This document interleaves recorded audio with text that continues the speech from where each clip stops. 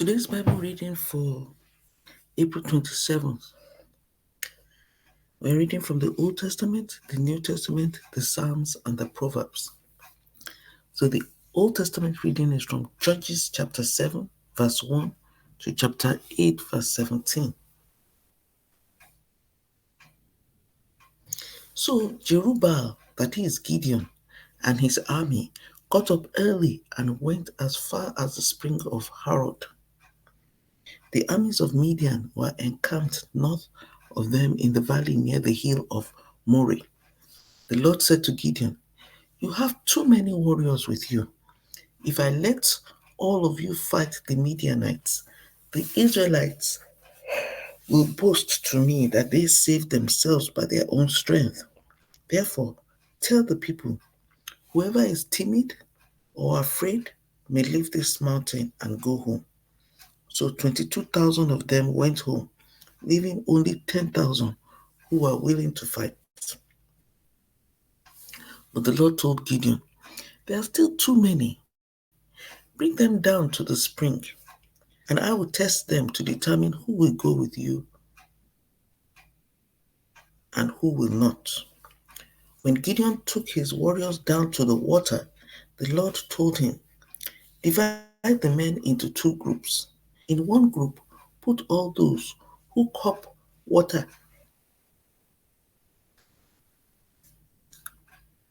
In one group, put all those who cup water in their hands and lap it up with their tongues like dogs. In the other group, put all those who kneel down and drink with their mouths in the stream. Only 3 of the men drank from their hands. So only 300 of the men drank from their hands. All the others got down on their knees and drank with their mouths in the stream. The Lord told Gideon, "With these 300 men I will rescue you and give you victory over the Midianites. Send all the others home." So Gideon collected the provisions and ram's horns of the other warriors and sent them home, but he kept the 300 men with him. The Midianite camp was in the valley just below Gideon. That night, the Lord said, "Get up, go down into the Midianite camp, for I have given you victory over them. But if you are afraid to attack, go down to the camp with your servant Purah. Listen to what the Midianites are saying, and you will be greatly encouraged. Then you will be eager to attack." So Gideon took Purah and went down to the edge of the enemy camp. The armies of Midian, Amalek, and the people of the east had settled in the valley like a swarm of locusts. Their camels were like grains of sand on the seashore, too many to count. Gideon crept up just as a man was telling his companion about a dream. The man said, "I had this dream, and in my dream, a loaf of barley bread came tumbling down into the Midianite camp. It hit a tent, turned it over, and knocked it flat." His companion answered, "Your dream can mean only one thing. God has given Gideon, son of Joash, the Israelite, victory over Midian and all its allies." When Gideon heard the dream and its interpretation, he bowed in worship before the Lord. Then he returned to the Israelite camp and shouted, "Get up, for the Lord has given you victory over the Midianite hordes." He divided the 300 men into 3 groups and gave each man a ram's horn and a clay jar with a torch in it. Then he said to them, "Keep your eyes on me. When I come to the edge of the camp, do just as I do. As soon as I and those with me blow the ram's horns, blow your horns too, all around the entire camp, and shout for the Lord and for Gideon." It was just after midnight, after the changing of the guard, when Gideon and the 100 men with him reached the edge of the Midianite camp. Suddenly, They blew the ram's horns and broke their clay jars. Then all three groups blew their horns and broke their jars. They held the blazing torches in their left hands and the horns in their right hands, and they all shouted, "A sword for the Lord and for Gideon." Each man stood at his position around the camp and watched as all the Midianites rushed around in a panic, shouting as they ran to escape. When the 300 Israelites blew their ram's horns, the Lord caused the warriors in the camp to fight against each other with their swords. Those who were not killed fled to places as far as Beth Shitta near Zerira and to the border of Abel Meholah near Tabah. Then Gideon sent for the warriors of Naphtali, Asher, and Manasseh, who joined in chasing the army of Midian. Gideon also sent messengers throughout the hill country of Ephraim, saying, "Come down to attack the Midianites. Cut them off at the shallow crossings of the Jordan River at Beth Barah." So all the men of Ephraim did as they were told. They captured Oreb and Zeb, the two Midianite commanders, killing Oreb at the rock of Oreb and Zeb at the winepress of Zeb. And they continued to chase the Midianites. Afterward, the Israelites brought the heads of Oreb and Zeb to Gideon, who was by the Jordan River. Then the people of Ephraim asked Gideon, "Why have you treated us this way? Why didn't you send for us when you first went out to fight the Midianites?" And they argued heatedly with Gideon. But Gideon replied, "What have I accomplished compared to you? Aren't even the leftover grapes of Ephraim's harvest better than the entire crop of my little clan of Abiezer? God gave you victory over Oreb and Zeb, the commanders of the Midianite army. What have I accomplished compared to that?" When the men of Ephraim heard Gideon's answer, their anger subsided. Gideon then crossed the Jordan River with his 300 men, and though exhausted, they continued to chase the enemy. When they reached Succoth, Gideon asked the leaders of the town, "Please give my warriors some food. They are very tired. I'm chasing Zebah and Zalmunna, the kings of Midian." But the officials of Succoth replied, "Catch Zebah and Zalmunna first, and then we will feed your army." So Gideon said, "After the Lord gives me victory over Zebah and Zalmunna, I'll return and tear your flesh with the thorns and briars from the wilderness." From there, Gideon went up to Peniel and again asked for food, but he got the same answer. So he said to the people of Peniel, "After I return in victory, I will tear down this tower." By this time, Zebah and Zalmunna were in Karkor with about 15,000 warriors. All that remained of the allied armies of the east, for 120,000 had already been killed. Gideon circled around by the caravan route east of Nobah and Jogbeha, taking the Midianite army by surprise. Zebah and Zalmunna, the two Midianite kings, fled, but Gideon chased them down and captured all their warriors. After this, Gideon returned from the battle by way of Heres Pass. There he captured a young man from Succoth and demanded that he write down the names of all the 77 officials and elders in the town. Gideon then returned to Succoth and said to the leaders, "Here are Zebah and Zalmunna. When we were here before, you taunted me, saying, 'Catch Zebah and Zalmunna first, and then we will feed your exhausted army.'" Then Gideon took the elders of the town and taught them a lesson, punishing them with thorns and briars from the wilderness. He also tore down the tower of Peniel and killed all the men in the town. So that was the Old Testament reading.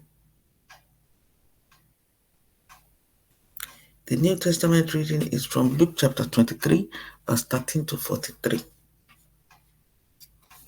Then Pilate called together the leading priests and other religious leaders, along with the people, and he announced his verdict. You brought this man to me, accusing him of leading a revolt. I have examined him thoroughly on this point in your presence and find him innocent. Herod came to the same conclusion and sent him back to us. Nothing this man has done calls for the death penalty. So I will have him flogged, and then I will release him. Then a mighty roar rose from the crowd, and with one voice they shouted, Kill him and release Barabbas to us. Barabbas was in prison for taking part in an insurrection in Jerusalem against the government and for murder. Pilate argued with them because he wanted to release Jesus, but they kept shouting, Crucify him! Crucify him! For the third time he demanded, Why? What crime has he committed? I have found no reason to sentence him to death, so I will have him flogged, and then I will release him. But the mob shouted louder and louder, demanding that Jesus be crucified, and their voices prevailed. So Pilate sentenced Jesus to die as they demanded. As they had requested, he released Barabbas, the man in prison for insurrection and murder, but he turned Jesus over to them to do as they wished. As they led Jesus away, a man named Simon, who was from Cyrene, happened to be coming in from the countryside. The soldiers seized him and put the cross on him and made him carry it behind Jesus. A large crowd trailed them, including many grief-stricken women. But Jesus turned and said to them, Daughters of Jerusalem, don't weep for me, but weep for yourselves and for your children. For the days are coming when they will say, Fortunate indeed are the women who are childless, the wombs that have not borne a child, and the breasts that have never nursed. People will beg the mountains, Fall on us, and plead with the hills, Bury us. For if these things are done when the tree is green, what will happen when it is dry? Two others, both criminals, were led out to be executed with him. When they came to a place called the Skull, they nailed him to the cross, and the criminals were also crucified, one on his right and one on his left. Jesus said, Father, forgive them, for they don't know what they are doing. And the soldiers gambled for his clothes by throwing dice. The crowd watched, and the leaders scoffed. He saved others, they said.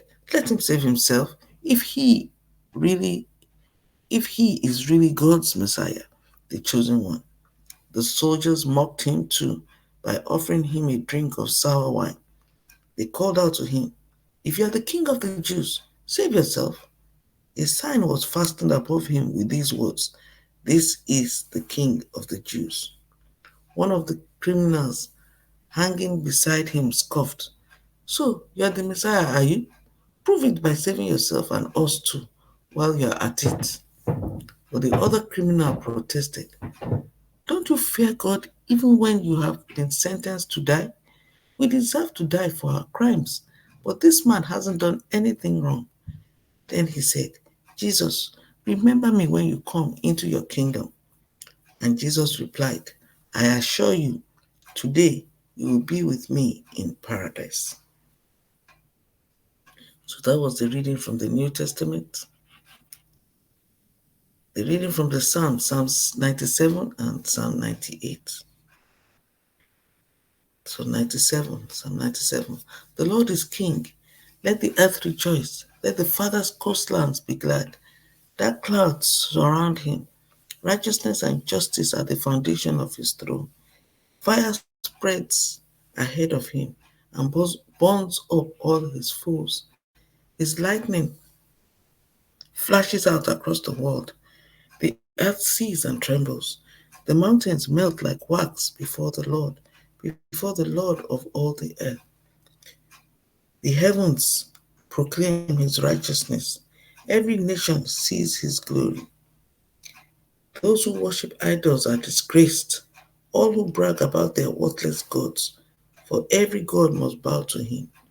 Jerusalem has heard and rejoiced, and all the towns of Judah are glad because of your justice, O Lord. For you, O Lord, are supreme over all the earth. You are exalted far above all gods. You who love the Lord hate evil. He protects the lives of his godly people and rescues them from the power of the wicked. Light shines on the godly and joy on those whose hearts are right. May all who are godly rejoice in the Lord and praise his holy name. Psalm 98, a psalm. Sing a new song to the Lord, for he has done wonderful things. His right hand has won a mighty victory. His holy arm has shown his saving power. The Lord has announced his victory. He has revealed his righteousness to every nation. He has remembered his promise to love and be faithful to Israel. The ends of the earth have seen the victory of our God. Shout to the Lord, all the earth. Break out in praise and sing for joy. Sing a praise to the Lord with the harp and melodious song, with trumpets and the sound of the ram's horn. Make a joyful symphony before the Lord, the King. Let the sea and everything in it shout his praise. Let the earth and all living things join in. Let the rivers clap their hands in glee. Let the hills sing out their songs of joy before the Lord. For he is coming to judge the earth. He will judge the world with justice and the nations with fairness. So that was the Psalms, and now the reading from Proverbs, Proverbs chapter 14, verse 7 to 8. Stay away from fools, for you won't find knowledge on their lips. The prudent understand where they are going, but fools deceive themselves. May the Lord God Almighty bless the reading and hearing of his word in Jesus Christ's name. Amen.